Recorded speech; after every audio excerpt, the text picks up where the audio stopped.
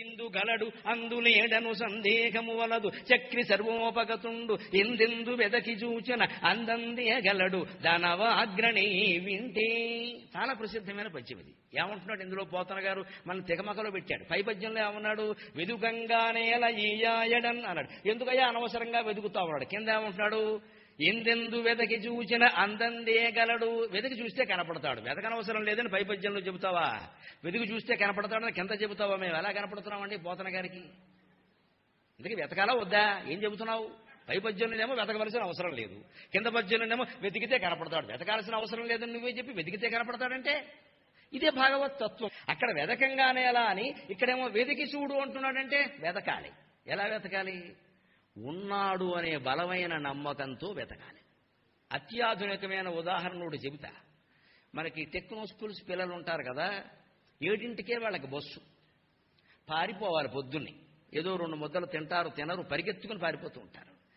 ఓ పిల్లకి 6వ తరగతి పిల్లకే కళ్ళజోడు వచ్చేసింది. ఇప్పుడు ముందు ఏమి రాకపోయినా, చదువు వచ్చినా రాకపోయినా కళ్ళజోడు వస్తుంది వెంటనే. ఈ హోంవర్క్లు చేయలేక కళ్ళు మొత్తం 4 కళ్ళు వచ్చేస్తాయి వెంటనే. ఆ పిల్ల కళ్ళజోడు ఎక్కడో పడేసింది, దొరకట్లా. Mummy my spectacles, mummy my spectacles. English కదా, తెలుగు రాదుగా మనకి అని మొదలెట్టింది. ఆవిడ అంతకంటే చూస్తుంది లోపల. క్యారేజీ సర్దలేక పిల్లకి ఏదో ఇంత అన్నం పెడదామని ఆవిడ ఉండదు. ఓ పక్క భర్త తయారవుతున్నాడు. ఆయన ఆఫీస్, ఆయన సాఫ్ట్వేర్, ఆయన కూడా అయింది. ఆయన 8ంటికి అక్కడికి వెళ్ళిపోవాలి. అందుకని ఆయనకో క్యారేజీ, ఈ పిల్లకో చిన్న సద్ది మూట, బాక్సు, ఇవన్నీ సర్దు ఆవిడ యాతన పడుతుంటే మమ్మీ మై స్పెక్టికల్స్ అంటే చూసుకోవే సంత, నీకు మీ నాన్నకి చేయలేక యాతన పడుతున్నాను నేను, అన్ని పారేసుకుంటారు, నన్ను వెతకమంట, నువ్వు వెతుక్కో అంటే వెతుకోను mummy, so much time, ½ is wasted. అరగంట వెతికాను, నాకు కనపడలేదు మమ్మీ అంటాను. అప్పుడు పాపం ఏం చేస్తుంది తల్లి? తప్పదు. ఏం చేస్తామో పాపం చెవి తుడుచుకుని వచ్చి ఆవిడ వెతికిందండి. 5 నిమిషాల్లో దొరికిందండి కళ్ళజోడు. ఇదిగోనే ఇక్కడ పెట్టుకున్నావు. ఎలా దొరికింది మమ్మీ? నేను అరగంట వెతికాను, దొరకలేదంటే. అమ్మా, నువ్వు కళ్ళజోడు అనుకుని వెతికావమ్మా, నేను 1000 రూపాయల బడ్జెట్ అనుకుని వెతికానమ్మా. అందుకని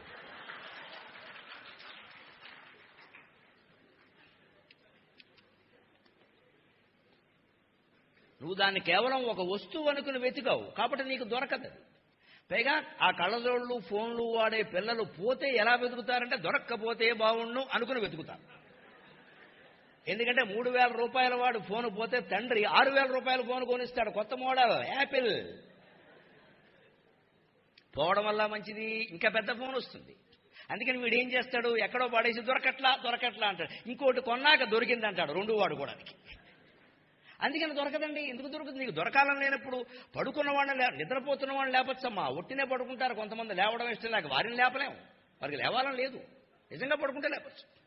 అందుకని దేవుణ్ణి కూడా వెతకాలంటే ఎలా వెతకాలి? దొరికి తీరాలి. ఆవిడ 1000 రూపాయల బడ్జెట్. అమ్మో, పిల్ల కళ్ళజోడు పోయిందంటే సాయంత్రం ఇప్పుడు కళ్ళజోడు కొనాలి, తప్పదు.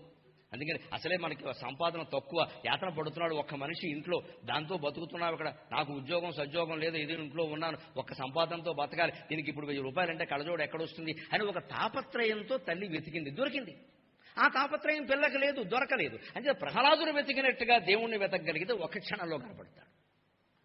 మన పౌరుషాలన్నీ ప్రకటించి ఉన్నాడో లేదో ఓసారి చూద్దాం, ఖాళీగా ఉన్నాం కదా. ఖాళీగా ఉండాలి చూడ, ఆర్టీసీ బస్ స్టాండ్ ఖాళీగా ఉన్న ఒకటి చూస్తావా?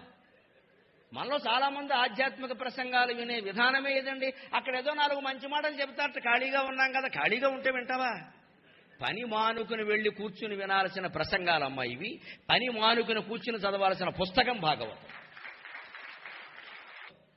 అందుకని ఈ పుణ్యాలు ప్రాధాన్యాల జోలికి వెళ్లకుండా భగవంతుణ్ణి వెతకాలి, తాపత్రయంతో వెతకాలి. దేవుడు తప్ప నాకు ఇంకేమీ వద్దు ఈ ప్రపంచంలో అన్న తాపత్రయంతో వెతకాలి. వివేకానందుడు చెప్పిన మాట అండి. నాకు దేవుణ్ణి మీరు చూపించగలరా అని ఆయన సముద్ర తీరంలో ఉండగా ఒక వ్యక్తి అడిగితే చూపిస్తాందా అని ఆ చొక్కా కాలర్ పట్టుకుని లాక్కాడు, అందులో ముంచేశాడు చూపించకపోగా. ఊపిరి ఆడట్లేదు వాడికి, ఊపిరి ఆడట్ల. ఒక క్షణం అలాగే ఉంచి అప్పుడు బయటికి తీసి ఇప్పుడు నీకేమనిపించింది అన్నాడు. వదిలేస్తే చాలు ఇంకేం వద్దన్నాడు. వదిలేస్తే చాలు ఇంకేం వద్దని అనిపించదు కదా. దేవుడు ఉంటే చాలు ఇంకేం వద్దు అనిపించినప్పుడు దేవుడు కనపడతాడు, వెళ్ళమని చెప్పాడు. వివేకానందుడు ఉదాహరణలన్నీ అలాగే ఉంటాయండి, ఇంక మళ్ళీ తేడా ఉండదు. మహిమలు ఎప్పుడు విగ్రహాల్లోనూ, క్షేత్రాల్లోనూ, తీర్థాల్లోనూ ఉండవండి. మన మనస్సులో ఉంటుందండి మహిమ అంతా. నువ్వు భావించడాన్ని బట్టి అది జరుగుతుంది. నువ్వు భావించగలిగితే నీ పూజామందిరంలో ఉండే శిలా విగ్రహం రాముడే. నువ్వు భావించలేకపోతే అది బొమ్మే. అది నీ భావనలో ఉంది. పుణ్యక్షేత్రాల్లో కూడా ఆ విగ్రహాలకు ఆ మహత్తు ఎందుకు వచ్చింది? రామదాసు లేకపోతే భద్రాచలం ఏమిటి? కన్నప్ప లేకపోతే కాళహస్తి ఏమిటి? అన్నమాచార్య లేకపోతే తిరుపతి ఏమిటి? ప్రతి పుణ్యక్షేత్రం వెనకాల ఒక భక్తుడు, ఒక తపస్వి, ఒక ఋషి ఉన్నాడు. మీరు గమనించండి ఆ చరిత్ర. వాళ్ళ వల్ల ఇవి పుణ్యక్షేత్రాలు అయ్యే, కార్యక్షేత్రాలు అయ్యే, కానీ దేవుళ్ళ వల్ల కాదండి. వీళ్ళ కృషి వల్ల అయ్యేవి. వీళ్ళని అనుగ్రహించడం కోసం భగవంతుడు అక్కడ శిలా విగ్రహం రూపంలో ఆవిష్కరింపబడ్డాడు తప్పితే దేవుడికి ఆ ప్రాంతం మీద ప్రత్యేకమైన ప్రేమేం లేదు.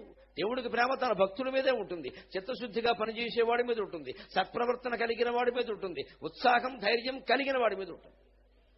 అంచేత మనం దేవుణ్ణి స్వాధీనం చేసుకోవాలి. దైవానుగ్రహం పొందాలి అంటే ఉత్సాహం, సాహసం, ధైర్యం, బుద్ధిశక్తి, పరాక్రమ షడేతే ఎత్ర తిష్టంతి తత్ర దైవోపి తిష్టతి. ఉత్సాహము, సాహసము, ధైర్యము, బుద్ధి, శక్తి, పరాక్రమం, చొరవగా దూసుకు వెళ్లడం, ఈ 6 లక్షణాలు ఎక్కడ ఉంటాయో అక్కడే దేవుడు ఉంటాడు. దేవుడు అన్ని చోట్ల ఉన్నాడు. ఇవి ఉన్న చోట వ్యక్తం అవుతాడు.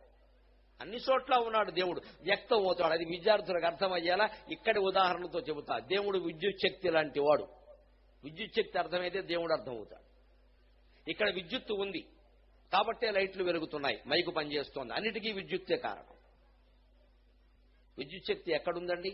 ఏ ప్రాంతంలో ఉందండి? వైరింగ్ ఎంత ప్రాంతం జరిగిందో అంత ప్రాంతం విద్యుత్తు ఉందా లేదా? వైరింగ్ జరిగినంత ప్రాంతం ఉందిగా. ఒకవేళ లేదని అనుమానం వస్తే వైరు కోసి వేలు పెట్టండి, బాగా వ్యక్తం అవుతుంది. ఉంది కదా. కానీ విద్యుత్ ఎక్కడ వ్యక్తం అవుతోంది? వైరింగ్ ఉన్న చోట ఉంది, కానీ వైరులో వ్యక్తం కావట్లా, బల్బు దగ్గర వ్యక్తం అవుతోంది. ఎందుకని? ఆ బల్బు దగ్గర అది వ్యక్తమయ్యే వ్యవస్థ చేశారు. అక్కడ ఫిలమెంట్ పెట్టి, అద్దం పెట్టి, గాజు పెట్టి, పైన డూము పెట్టి అది వెలిగే ఏర్పాటు చేశారు. అందుకని ఆ తీగలోంచి విద్యుత్ బల్బులోకి వచ్చి వెలుగుతోంది. అంటే బల్బులో వ్యక్తం అవుతోంది. ఉండడం మాత్రం వైరింగ్ జరిగిన ప్రాంతం అంతా ఉంది. అలాగే భగవంతుడు విశ్వమంతా ఉన్నాడు. దేవాలయంలో బ్రాహ్మణులు ప్రతిష్ఠ చేసి బీజాక్షరాల ద్వారా బల్బు పెట్టారు, వ్యక్తమయ్యే ఏర్పాటు చేశారు. అది వ్యక్తం. అంతే తప్ప దేవాలయంలో మాత్రమే దేవుడు ఉన్నాడు. ఇక్కడ ఆ లైట్లు విద్యుత్తు వల్ల వెలుగుతున్నాయి. గమనించండి, ఈ మైకు విద్యుత్తు వల్ల పనిచేస్తోంది, కానీ నేను విద్యుత్తు వల్ల పనిచేయట్లేదే. ఇవి లేకపోయినా నేను మాట్లాడగలనే. నాలో కూడా ఒక విద్యుత్తు ఉంది. ఆ శక్తే నా చేత మాట్లాడిస్తోంది. అది కూడా దైవస్వరూపమే. సృష్టి అంతా విద్యుత్ శక్తి వ్యాపించి ఉంది. అలాగే సృష్టి అంతా భగవత్ శక్తి వ్యాపించి ఉంది. భగవంతుడు అని మాటికి ఈ పుల్లింగం చేర్చి మాట్లాడడం వల్ల మొగాళ్ళ గురించి ఎలా ఆలోచిస్తున్నామో దేవుడు గురించి కూడా ఆలోచిస్తున్నాం. దేవుడు పురుషుడు కాదు, స్త్రీ కాదు, అలాగే నపుంసకలింగం కాదు. తత్ అన్నారు. తత్ అంటే సర్వనామం, అది అని అర్థం. అక్కడ అది ఒక శక్తి, భగవత్ శక్తి. అది అంతటా ఉంది. చెబుతున్న వాళ్ళు ఉంది, వింటున్న వాళ్ళు ఉంది. మీకు నాకు మధ్యలో ఉన్న శూన్యంలో కూడా అదే ఉంది. అక్కడ శూన్యంగా వ్యక్తం అవుతోంది, అక్కడ కెమెరాగా వ్యక్తం అవుతోంది, అక్కడ దాన్ని తీసే వ్యక్తిగా వ్యక్తం అవుతోంది. నిన్న నుంచి చూస్తున్నా నేను 3 రోజులుగా. ఆ అమ్మాయిలందరూ అలా నిలబడే ఉన్నారు కదండి. ఎంత శక్తి అండి వాళ్ళకి. నమస్కారం. వాళ్ళ కర్తవ్యాలు వాళ్ళు చేయడం కోసం పెద్దలు చెప్పిన ప్రకారం అలాగా నిలబడ్డారు కదండి. దీపస్తంభాల్లాగా వెలిగిపోతున్నారు ఒక్కొక్కళ్ళు పొన్నమి సందమామల్లాగా. మరి మనకు మళ్ళీ వాళ్ళు కూర్చోలేరా? మనం ఇచ్చిన బిస్కెట్లు, టీలు వీళ్ళు దాగినట్టుగా వాళ్ళు దాగలేరా? వాళ్ళు బిస్కెట్లు, టీలు మొదలు పెడితే వాళ్ళ పని వాళ్ళు చేయలేరు. వాళ్ళు అక్కడ ఉన్నవాళ్ళు ఆ పనే చెయ్యాలి. ఈ కెమెరా వాడు అలా కూర్చొని దాన్ని జాగ్రత్తగా చూసుకోవాలి. ప్రసంగం బాగుంది అంటే క్యాసెట్ అయిపోతుంది, మార్చుకోవాలి. ప్రసంగం మైకంలో పడిపోకూడదు. ప్రసంగం ఎంత ఆసక్తిగా ఉన్నా తాను చేసే పని సరిగ్గా వస్తుందో లేదా, యాంగిల్ బాగుందా లేదా అన్నీ చూడాలి. ఆయన ఎలా తీస్తున్నాడో నేను పట్టించుకోకూడదు. నా పని నేను చెయ్యాలి. మధ్యలో ఆయన బాగా తీయే, ఇంకా 4 ప్రోగ్రాములు వచ్చేలా తీయే, ఆడాళ్లకు బాగా నచ్చేలా చూడే అంటే అసలు సుందరకాండ ఆగిపోతుంది ఇక్కడ. అప్పుడు బందరకాండ అవుతుంది. ఇక్కడ ఆడాళ్ళకి నచ్చడం, మొగాళ్ళకి నచ్చడం పెద్ద విషయమా? అంటే నా పని నేను చెయ్యాలి, ఆయన పని ఆయన చెయ్యాలి. ఆ నిలబడిన వాళ్ళు ఆయన పని ఆయన చేయాలి. మీరు ఏ పని చేయకూడదు, కేవలం వినాలి. లేకపోతే నడవదు కదా. ఇప్పుడు ఇందులో గొప్పవాడెవడు, తక్కువ వాడెవడండి? అంతా ఒక వ్యవస్థ నడుస్తోంది అంతే. అంతా దైవస్వరూపమే. ఎవరి పని వాడు చేస్తున్నాం. ఇది హిందూ దేవాలయ నిర్మాణం. అందుకని భగవంతుడు దేవాలయంలో వ్యక్తం అవుతాడు. అది కూడా మళ్ళీ ఒక అనుమానం వస్తుంది. ఇతర మతాల్లో ఒక్కరే దేవుడండి. హిందూ ధర్మంలో రాముడు, కృష్ణుడు, శివుడు, అమ్మవారు, అయ్యప్ప, ఇంతమంది ఎందుకండి అన్నారు. విద్యుత్ లైట్లన్నీ ఒకలాగే ఉన్నాయమ్మా. అజ్ఞానం. ఇది ఫ్లడ్ లైట్, ఇంకో చోట బెడ్ లైట్. అన్ని లైట్లు ఎందుకు? బెడ్రూమ్ లో బెడ్ లైటే ఉండాలి, ఇక్కడ ఫ్లడ్ లైటే ఉండాలి. ఇక్కడ బెడ్ లైట్ ఉంటే నేను కనపడను, అక్కడ ఫ్లడ్ లైట్ ఉంటే నిద్ర పట్టదు. వెలిగే విద్యుత్ బల్బులో ట్యూబ్ లైట్ వేరు, చిన్న లైట్ వేరు, ఫ్లడ్ లైట్ వేరు, బెడ్ లైట్ వేరు, ఇన్ని ఉన్నాయి కదా. అలాగే దేవతలు అనుగ్రహించేవాళ్ళు రాముడు వేరు, కృష్ణుడు వేరు, శివుడు వేరు. లెక్కల్లో కడితే అంతా ఒకటే. ఇదే భిన్నత్వంలో ఏకత్వం.